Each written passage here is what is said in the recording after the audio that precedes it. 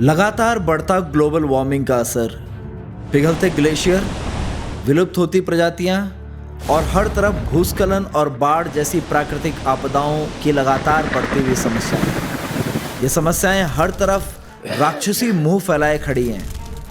आज अपनी प्राकृतिक संपदा के लिए मशहूर प्रकृति की गोद में बसा हिमालयी राज्य उत्तराखंड भी इससे अछूता नहीं।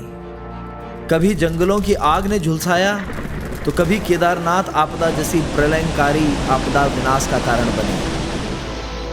आज जरूरत है तो यह समझने की कि आखिर इनकी मूल वजह क्या है, और वजह है सिर्फ एक। इस आधुनिक प्रगतिवादी इंसान का यह न समझ पाना कि यह धरती जितनी हमारी है उतनी ही इस धरती पर रहने वाले हर प्राणी की है, चाहे उसमें पेड़ पौधे हों या पशु पक्षी या अन्य कोई भी जीव। यह संतुलन जब जब बिगड़ा है तब तब प्रकृति के गुस्से का सामना इंसान को करना पड़ा। एक नौजवान जागा और उसे लगाव हो गया जंगलों से, नदियों से, पहाड़ों से। 28 साल पहले उसने परिवार की मदद से कवायद शुरू कर दी जल और जंगल को बचाने की। आज उसका घर भी एक मिनी जंगल है।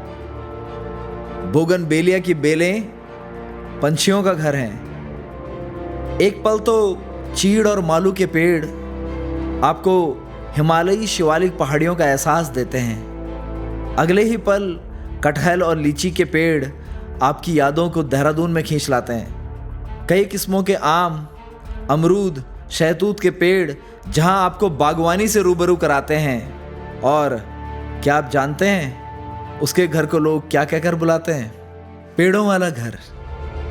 और ये उत्तराखंड में देहरादून जनपद में देहरादून से ऋषिकेश आने वाले राष्ट्रीय राजमार्ग पर देहरादून से लगभग 30 किलोमीटर की दूरी पर है। डोईवाला क्षेत्र के कोटी अठूरवाला में इस घर की लोकेशन चौक नंबर 4 और वार्ड नंबर 9 में पेड़ों वाले घर के नाम से है।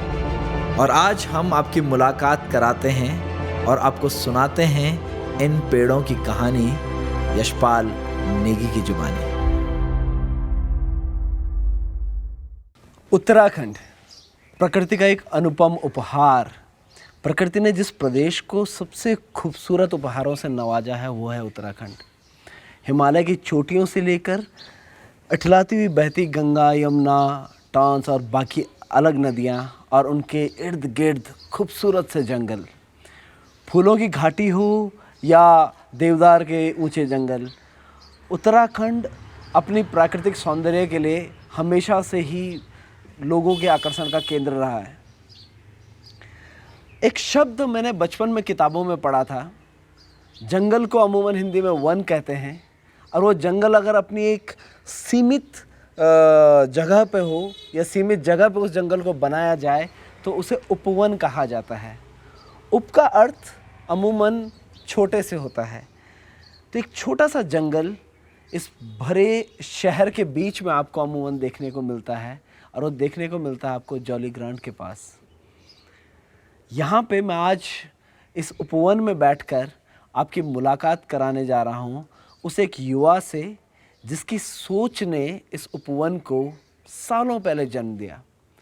और आज एक घर जिसमें ये उपवन है, वो घर सैकड़ों चिड़ियाओं का, सैकड़ों जीव जंतुओं का बसेरा है।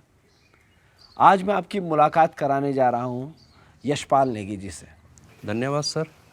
मैं आपका शुक्रगुजार करता हूँ कि आपने समय निकाला और आप यहाँ पर आए और हमारी खूबसूरत बागवानी को देख के आप रुक गए।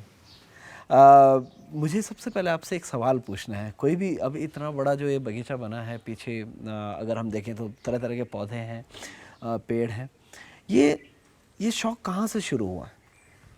सर ये बात है 1997 की। मैं उस समय 5 या 6 साल का था और मेरी माताजी को ब्लड में था ये, मतलब मेरे नाना जी को भी शौक़ था, मेरी माताजी को भी शौक़ था। तो जब हम स्कूल जाते थे तो मैं रोज़ अपनी माँ से पूछता था कि तुम हर दिन पेड़ पौधे लगाते रहते हो। हम जब भी स्कूल से आते हैं तुम सड़क के किनारे कभी कोई प्लांट लगाते हो, कभी कोई प्लांट लगाते हो। तो ज़रा हमें भी बताओ इससे होता क्या है या आगे क्या होना है। तो माँ का एक ही जवाब रहता था कि जिस दिन तुम बड़े हो जाओगे तुम्हें पता चल जाएगा, अभी तुम छोटे हो। और उसके बाद मेरे अक्टूबर 1997 में मैंने पहली बार पैया का पौधा लगाया था, जो कि एक दैविक पेड़ है। पहिया बेसिकली मैं बता दूं, मुझे हिंदी में तो बहुत ज़्यादा उसका नाम क्लियर नहीं है, लेकिन एक एक पेड़ होता है जिसका पूजा में बड़ा इस्तेमाल किया जाता है पहाड़ों में। तो पहिया से आपकी शुरुआत हुई और फिर कैसे आगे ये आया कि इतने बड़े स्केल पे आपको ये काम करना है? और सर मैंने हमेशा काम पर्दे के पीछे रह कर किया। मतलब ये नहीं था कि कभी किसी को दिखाना है कि एक पेड़ लगाया और 10 लोगों में बताया। पेड़ लगाते गए, लेकिन 2003 में जब हमारा मकान बना तो कंस्ट्रक्शन के दौरान हमारा पहिया का पेड़ कट गया था। तो उस दिन हम बहुत रोए थे। माँ ने भी बहुत कहा कि बेटा कोई बात नहीं, मैं इस एक पेड़ के बदले तुम्हें 1.5 बीघा ज़मीन दान करती हूँ। इसमें तुम अपनी पसंद का या तो फॉरेस्ट लगाओ, या तो बगीचा लगाओ, या फूल लगाओ, जो तुम्हें करना है करो, गार्डन बनाओ। और वो ज़मीन मेरे पास आने के बाद सर मैंने उसमें कॉमर्शियल, डेकोरेटिव, फूड, फॉरेस्ट सभी तरह के पेड़ लगाए और लगभग 1000 पेड़ पौधे आज मेरे प्रॉपर्टी पर मौजूद हैं, जिसमें 50 प्रजातियाँ शामिल हैं। आप जब बागवानी की आपने शुरुआत करी, बहुत बचपन में आपने इस चीज़ को कर लिया, और कब ये एहसास हुआ आपको कि ये जो प्रोसेस है फॉरेस्टिंग का, कि घर पे ही एक तरह से इस तरह का गार्डन क्रिएट करना, ये एक तरह का मतलब क्या आप इसे बिजनेस की तरह भी कर रहे हैं या सिर्फ ये आपके अपने शौक के लिए? नहीं सर, माँ का कहना था बेटा शुरुआत हमेशा घर से होनी चाहिए, और दुनिया अगर देखेगी तो घर से ही देखेगी कि तुमने अपने घर में क्या किया है। और ज़मीन होने के बावजूद भी अगर तुम बाहर से शुरुआत करोगे तो लोग उस चीज़ को मानेंगे नहीं। मैंने वो शुरुआत घर से की और धीरे धीरे क्योंकि सर हम छोटे थे, बाहर जा नहीं सकते थे, स्कूल भी की पढ़ाई थी और पेड़ भी लगाते गए और स्कूल भी पढ़ते रहे। और जैसे जैसे घूमने गए, कभी रिश्तेदारों के घर पर, कभी दोस्तों के साथ, कभी किसी भी जगह गए हों, तो कहीं बीज डाल कर आए, कहीं पौधा रोप कर आए, कहीं पेड़ लगा कर आए, और सफ़र चलता रहा, रुके कभी नहीं सर। अभी आजकल जैसे आपने कहा कि स्टडी जब आप पढ़ रहे थे, स्टडी के दौरान भी आपने मतलब लगातार, मतलब ये आपकी लाइफ का हिस्सा है बागवानी करना, चाहे आप कहीं पे भी रहें। आजकल की जनरेशन जो है स्पेशली वो बहुत क्लोज नहीं है गार्डनिंग, या बहुत क्लोज नहीं है बागवानी का। अगर मैं शहरों की बात स्पेशली करूं, बहुत दूर है वो। शायद अगर उन बच्चों को ज़्यादातर पूछा भी जाता है कि मतलब ये चीज़ कहाँ, तो वो बहुत बार ये डिफरेंशिएट नहीं कर पाते कि ये दुकान में ही मिलती है या ये किसी गार्डन में या किसी खेत से निकल के भी आती है। तो क्या ऐसी वजह थी कि वो एक शौक मेंटेन रह पाया? क्या ये सिर्फ एक पेरेंटिंग का एक रिजल्ट था, या इसमें आपके आसपास की कुछ और घटनाओं ने आपको इस चीज़ के लिए प्रेरित किया कि नहीं, ये अब एक बड़े स्तर पे काम होना चाहिए? घटना तो सर ये है कि मेरे स्वर्गीय नाना जी श्री गोविंद सिंह गुनसोला जी, जो कि ग्राम मैराफ टिहरी गढ़वाल के रहने वाले थे, और मेरी माता जी स्वर्गीय श्रीमती शांता गुनसोला नेगी जी, उनका भी देहांत 2013 में हो गया था। तो हम उन्हीं से प्रेरित थे सर। उनके अलावा हमें आज तक कोई प्रेरित नहीं कर पाया इस फील्ड में। और उन्होंने ही मुझे कहा था बेटा सब कुछ करना, लेकिन सारे शौक़ एक तरफ, लेकिन ये जो तुम्हारा पर्यावरण वाला शौक़ है, जो हमारी तरफ ईश्वर ने तुम्हें हम गॉड गिफ्ट के तौर पे दिया है, इसे कभी मत छोड़ना, इसे आगे भी जारी रखना। तो आपकी जो प्राथमिकताएं होती हैं जब आप इसमें पेड़ लगाते हैं, या जब आप प्लान करते हैं कि मुझे पेड़ों को इस, क्योंकि पेड़ एक दिन में एक दिन का काम नहीं है, ये तो एक बार लगा तो ये मतलब सालों तक के लिए है। तो कैसे प्लानिंग बनाते हैं कि लाइक मुझे ये वाला पेड़ इस जगह पे इसको?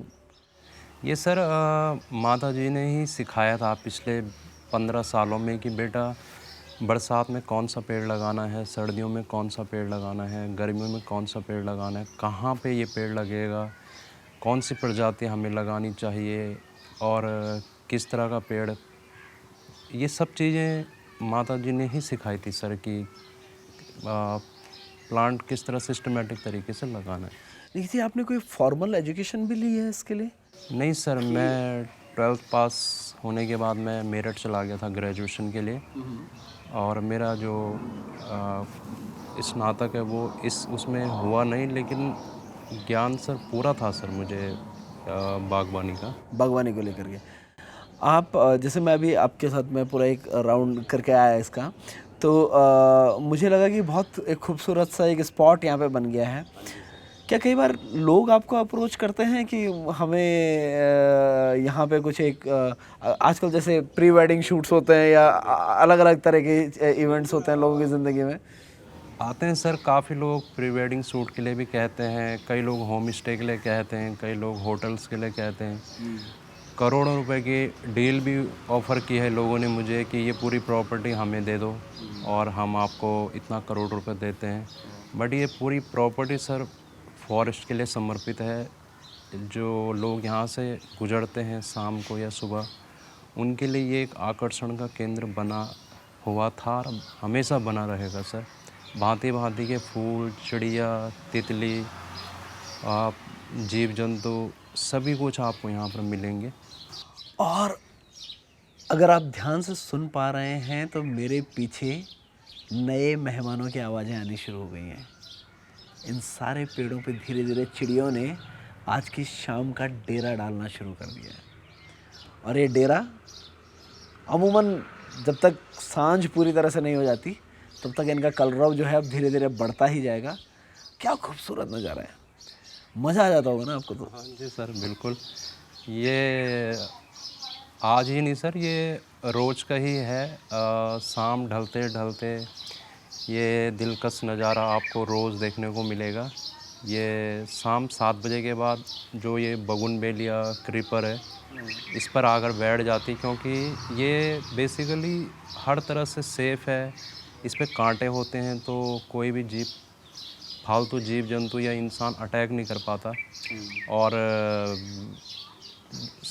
दाना पानी चूगने के बाद सुबह फिर ये शाम सुबह 6 या 7 बजे के करीब सूरज उगते ही अपना चले जाते हैं। अमूमन क्या देखा जाता है सर कि कोई भी एक जो शौक़ है वो उम्र के साथ बदलते हैं। बचपन में बच्चों को होता है ना कि मैं आज पायलट बनूंगा, कल डॉक्टर बनूंगा, परसों ये बनूंगा, अगले दिन वो बनूंगा। ऐसे शौक़ भी होते हैं। आज क्रिकेट खेलने का शौक़ है, अगले दिन ग्रुप में फुटबॉल आ गई तो लोगों को फुटबॉल का शौक़ आ जाता है ना, बदलते हैं। उन शौक़ों को बदला जा सकता है, लेकिन बागवानी एक ऐसा शौक़ है जिसको बदलना शायद मुश्किल है, और वो भी जब आप खुद कर रहे हो, क्योंकि बच्चे की तरह केयर मांगता है पौधा। तो ये इतनी लंबे समय तक, अरे बहुत बड़ी सीखने वाली चीज़ है, क्योंकि किसी भी शौक़ को पाल लेना आसान है, उसको ज़िंदा रखना बहुत मुश्किल है। अब भी अगर हम बात करें लगभग 20-25 साल से आप उस शौक़ को लगातार बनाए आ रहे हैं, अभी भी कम नहीं होता है। क्या एक ऐसी चीज़ है जो प्रेरणा देती है कि यार नहीं, रोज़ सुबह उठ करके मुझे इनकी केयर करनी है, रोज़ इनको खाद पानी चाहिए, या कब इनको और केयर की ज़रूरत है, कि किस समय दवाई की ज़रूरत है? क्या कौन सी एक ऐसी चीज़ है जो रोज़ जगाती है? सर कोई इसे किसी भाषा में कुछ कह सकता है, लेकिन मैं इसे अपनी भाषा में एक पागलपन और जुनून बोलता हूँ कि मेरे अंदर ये चीज़ आज से नहीं, पिछले 25-26 साल से, और गॉड गिफ्ट है सर ये।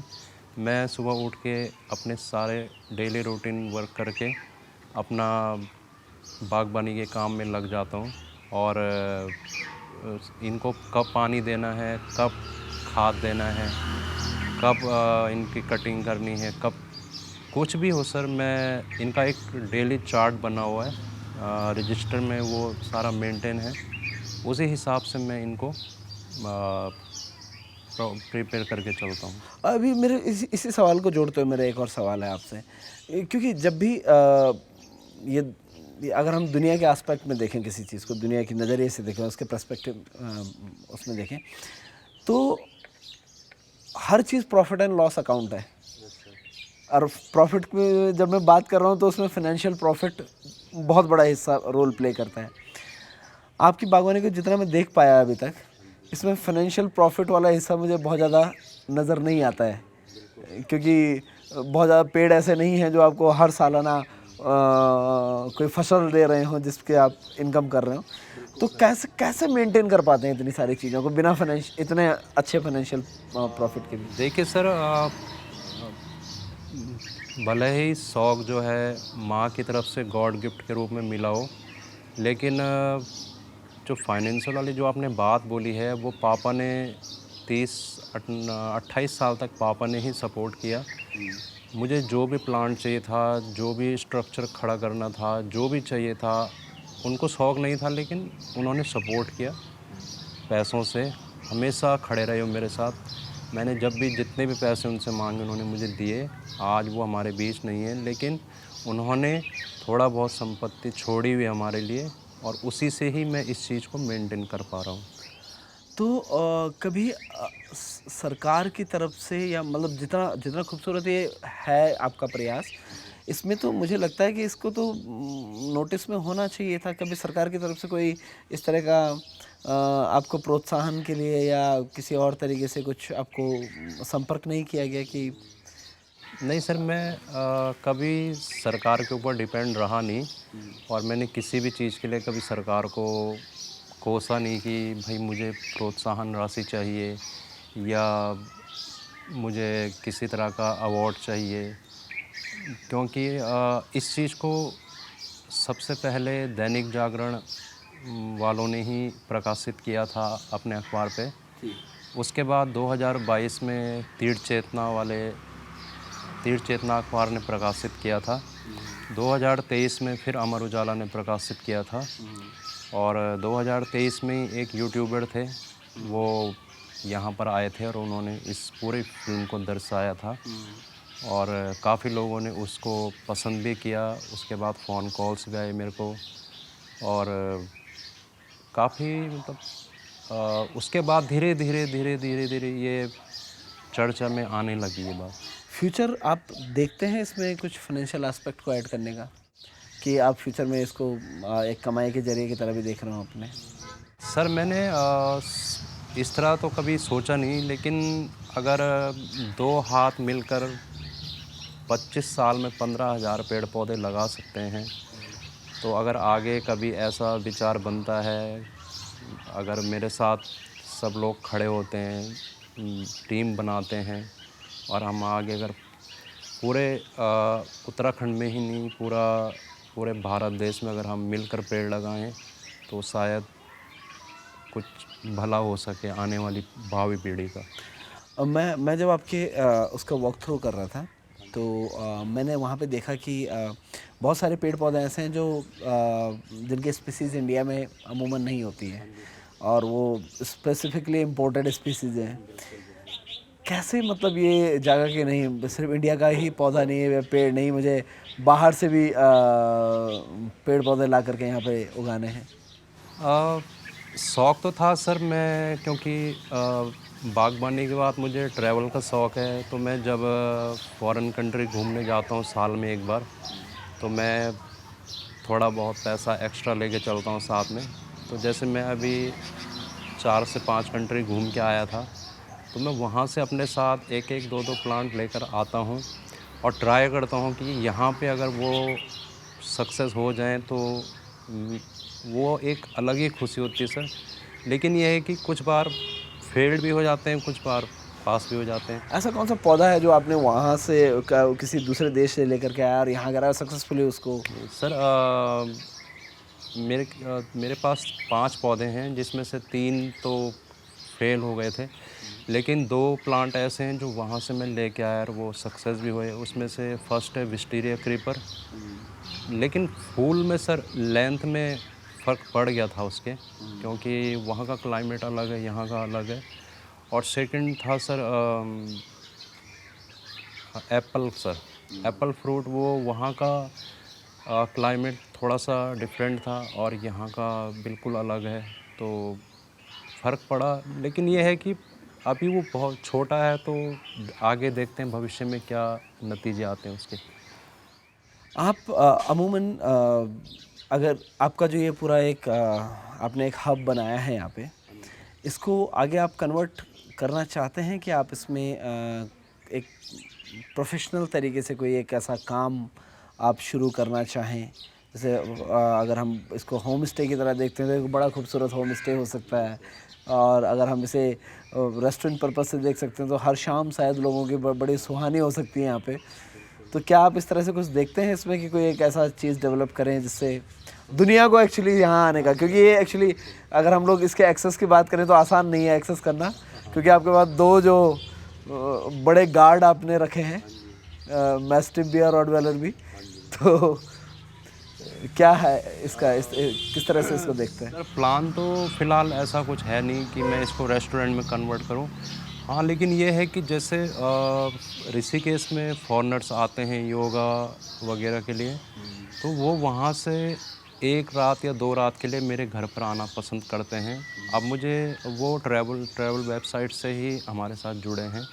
वो जब वहाँ आते हैं तो वो मेरे को 2 दिन 3 दिन पहले ही मेल कर देते हैं कि हमें आपके घर पे आना है और आपका पूरा बागबान देखना है कि आपने क्या क्या लगाया है। वो रिसर्च करना चाहते हैं इस चीज़ के ऊपर कि इस क्लाइमेट में ये पौधा किस तरह हो पा रहा है, क्या ये इंडिया में अगर हो रहा है तो हमारी कंट्री में भी हो पाएगा या नहीं हो पाएगा। मेरे से भी वो लोग कई बार प्लांट लेकर गए हैं यहाँ से, जिसमें से बैम्बू है और सेकंड को जैक फ्रूट है, उसको वो लोग वहाँ पर लेकर गए हैं। बैम्बूज़ की मैं बात करूं, बैम्बूज़ के साथ मैंने एक यहाँ पे जो एक पेड़ देखा जो अमूमन नहीं होता है इस वाले क्लाइमेट पे, वो जो हिमालयन पाइन ट्री है, उसको मैं चीड़ जिसको हम लोग कहते हैं, तो क्या स्टोरी थी उसको कि मतलब यहाँ लेके आने की और यहाँ उगा देने की? सक्सेसफुली पहले तो आप उसे उगा चुके हैं, इसके लिए बधाई देता हूँ आपको। अरे धन्यवाद सर। मैं चीड़ सर टिहरी गढ़वाल से लेके आया था कम से कम 4 या 5 बार, लेकिन वो हर बार फेल हो रहा था, वो हो ही नहीं पा रहा था यहाँ पे। लास्ट में मैंने उसको जब वो छोटा सा था जब वो थोड़ा सा ऊपर पनपने लगा तो मैंने उसके ऊपर केयर शुरू कर दी, उसको मेंटेन करना शुरू कर दिया और धीरे धीरे आज वो सर लगभग 10 फीट से ऊपर जा चुका है। और आज जब भी हमारे गढ़वाली कल्चर में शादियाँ होती हैं तो लोग मेरे ही घर पे आते हैं कि राहुल टहनियाँ दे दीजिए। टहनियाँ दे दीजिए। वो लड़की की जहाँ पे बेदी बनती है उस पे वो टहनियाँ सस्ती हैं सर।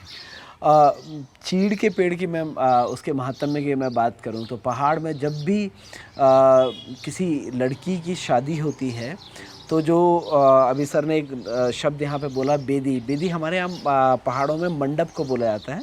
तो मंडप में लगाने के लिए पैया और चीड़ दो और बहुत ही इम्पोर्टेंट एलिमेंट की तरह होते हैं। उन दो पेड़ के टहनियों को, पत्तियों को या टहनियों को उस पर लगाया जाता है। तो फिर हर शादी में तो यहाँ आपके पास डिमांड होती होगी। बिल्कुल सर। और तीसरा जो पेड़ है सर वो हमारी हिंदी लैंग्वेज में उसे मालू बोलते हैं।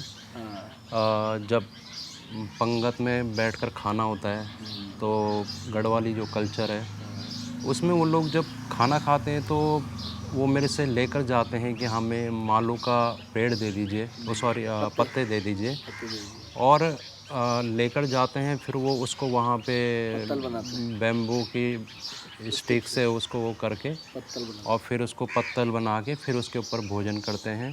तो 2 पेड़ों की सर, चीड़ की और मालू की बहुत ज़्यादा डिमांड है मेरे पास। कभी कभी मैं उसे पूरा नहीं कर पाता हूँ। तो आपको नहीं लगता कि ये एक आपका शौक़ तो है लेकिन ये एक फाइनेंशियल एस्पेक्ट भी हो सकता है चीज़ों का, कि अगर आप देखें नेचर के नज़दीक तो हैं और आप उन चीज़ों में जो सांस्कृतिक एक धरोहर है उसको भी ज़िंदा रख रहे हैं नेचर के साथ साथ, तो अब क्या लोग इस चीज़ के लिए आपको कभी ऑफ़र करते हैं कि आप इसके अगर आप चाहें तो कुछ पैसे ले लीजिए ताकि आपको भी एक फाइनेंशियल सपोर्ट मिले? बिल्कुल सर। हाँ, नहीं सर, करते हैं, वो ऑफ़र करते हैं कि आप पैसे ले लीजिए और हमें इसके पत्तल दे दीजिए, इसकी टहनी दे दीजिए। बट सर मैंने पैसे को कभी इतना महत्व दिया नहीं, क्योंकि मैं हमेशा ये मेरा जो सोच रही है सर, मेरा मानना ये रहा है कि पहले उसको उस जो हमारा जो वो पेड़ है, जो मेरा लगाया हुआ पेड़ है, वो आगे जाके नाम उसका फेमस हो, लोग उस चीज़ को पहचानें, समझें। और पैसा तो ये है सर कि आगे भी कमा लेंगे, लेकिन ये है कि एक बार नाम बन जाए तो उसमें तो ऐसी ऐसी कोई आपके विचार में, या मतलब मैं इसको एक पर्सनल तौर पे भी जानना चाह रहा था कि मुझे अगर आपसे बागवानी सीखनी हो या मुझे ये सीखना हो तो कैसे कैसे ये पॉसिबल है कि मैं आकर के आपके पास सीख सकता हूँ, या आपने कोई ऐसी व्यवस्था की? नहीं सर, अभी तो ऐसी कोई व्यवस्था है नहीं, क्योंकि मेरे ऊपर जिम्मेदारियां काफ़ी ज़्यादा हैं। और लेकिन ये है कि अगर कोई मुझे 1 या 2 दिन पहले वो बता दे कि हम आना चाहते हैं, तो मैं मना किसी को नहीं करता सर। आइए, सभी का स्वागत है, और जितना मेरे से बन सकता है मैं सबके मदद करने की कोशिश करता हूँ। तो बड़ा ही खूबसूरत बगीचा है आपका। इसकी शुरुआत कैसे हुई? क्या ये पारिवारिक पृष्ठभूमि से आपको मिला है, या इसकी शुरुआत आपने की? क्या है इसकी पीछे की कहानी, क्या है उपवन की? ये शौक़ जो है मुझे गॉड गिफ्ट है माँ की तरफ से। और मेरे माताजी को, नाना जी को शौक़ था, स्वर्गीय श्री गोविंद सिंह गुनसाला जी को, जो ग्राम मैरा टीरी गढ़वाल के रहने वाले थे। और फिर वो माताजी को भी गॉड गिफ्ट में ही मिला है। फिर मामा जी लोगों को भी ये शौक़ है। उनके बाद फिर वो पीढ़ी दर पीढ़ी हम पे भी चला आ रहा है, हमारे ब्लड में भी है ये चीज़, हमें भी बहुत शौक़ है इस चीज़ का। और मेरी माताजी स्वर्गीय श्रीमती शांता गुनसोला नेगी जी, उनको भी इस चीज़ का शौक़ था, और ये हमें उनकी तरफ से गॉड गिफ्ट के रूप में मिला है। लेकिन दुर्भाग्य से उनका निधन बहुत ही कम उम्र में हो गया था। वो मात्र 47 वर्ष की उम्र में एक लंबी बीमारी के चलते उनका निधन हो गया था। लेकिन उसके बाद पापा को शौक़ नहीं था, वो हमेशा सपोर्टिव रहे, हमेशा सपोर्ट किया कि बेटा कोई बात नहीं, हम खड़े हैं तुम्हारे साथ, पेड़ पौधे लगाओ। और उनसे भी बड़ा झटका मुझे तब लगा जब 2021 में पापा का भी निधन हो गया, और तब मैं अकेला हो गया था, टूट चुका था, क्योंकि सपोर्ट करने वाला फिर अब कोई रहा नहीं था। अच्छा, मोस्टली कई तरह की वैरायटीज़ मैंने यहाँ पे देखी। मोस्टली किस किस तरह की वैरायटी के पेड़ पौधे आपके पास यहाँ पे हैं अभी? सर मैक्सिमम मेरे पास डेकोरेटिव प्लांट्स और कमर्शियल प्लांट्स और फ्रूट्स प्लांट्स और फ्लावर प्लांट्स, इस तरह की प्रजातियाँ मेरे पास मौजूद हैं। डेकोरेटिव में जैसे मेनली आप? डेकोरेटिव में सर अशोका ट्री हो गया, बोतल पाम हो गया, फाइकस पाम हो गया, और लॉलिनम पाम हो गया। इस तरह से प्लांट्स मेरे पास, साइकस पाम, ये सब मौजूद हैं। और कॉमर्शियल में बैम्बू हो गया और टीक हो गया और आपका पॉपुलर हो गया, ये सभी प्लांट्स मौजूद हैं। और हैं वो कमर्शियल, बट वो लगा कमर्शियल पर्पस से नहीं रखे। उनको भी मैंने एक फॉरेस्ट की तरह तैयार करना है कि वो आने वाले समय में कम जगह पे एक घना जंगल तैयार हो सके। हाँ, और इसी से मुझे याद आया, मेरे पास एक पौधा है विस्टेरिया ट्री, जो कि साल में 365 दिन में 350 दिन खाली रहता है, और मात्र 15 से 25 दिन के लिए फूल खिलता है। और इतना कड़ी मेहनत करने के बाद वो मेहमान सिर्फ 15 से 25 दिन का है, लेकिन जब आप उसे देखेंगे तो वो आपको ऐसा लगेगा कि आप जन्नत की सैर कर रहे हैं। इतना खूबसूरत पौधा है वो। मात्र 15 से 25 दिन का मेहमान है, लेकिन दिलकश नज़ारा होता है जब वो अपनी चरम सीमा पर खिलता है। जब ये चिड़ियाँ इतनी आवाज़ करती हैं, ये मतलब इतनी आवाज़, ये आवाज़ें डिस्टर्ब नहीं करती? नहीं सर, ये डिस्टर्ब तो मतलब ही नहीं उठता, क्योंकि माता पिता के अचानक चले जाने के बाद और दीदी लोगों की शादी होने के बाद अब मैं अकेला जब रह गया था इस घर में, इतने बड़े घर में, तो अब यही मेरे साथी हैं, यही मेरे दोस्त हैं, यही मेरे सब कुछ हैं। ये पशु पक्षी, जीव जंतु, अब ये पेड़ पौधे, एक तरह से यही मेरा परिवार है सर। अब इनके अलावा मेरा कोई है भी नहीं सर फिलहाल। यही सब कुछ है मेरे लिए, और इनके लिए हम हैं और हमारे लिए ये है। जैसे हमारे यहाँ होता है ना, एक अमूमन एक चीज़ होती है कि कोई काम करने जाए तो लोग अचानक से उस पर 10 बातें करने लगते। तो अड़ोस पड़ोस में कोई ऐसा तो नहीं कि जिसको मतलब याद है हाँ ये कौन, हाँ पूरे सराउंडिंग में कौन आदि मानव है जो हमारा जो जंगल में रह रहा है? नहीं सर, हुआ है सर, कई बार हुआ है मेरे साथ। अड़ोस पड़ोस में भी लोगों ने मेरे खिलाफ़ पुलिस कंप्लेंट की है। किस बात को लेकर? ये राहुल के पेड़ों के पत्ते हमारे घरों की तरफ आते हैं, सड़कें गंदी हो रही हैं, आंधी तूफान में पेड़ टूट जा रहे हैं, और ये लड़का गंदा है, चरित्रहीन लड़का है ये, और भांति भांति की बातें।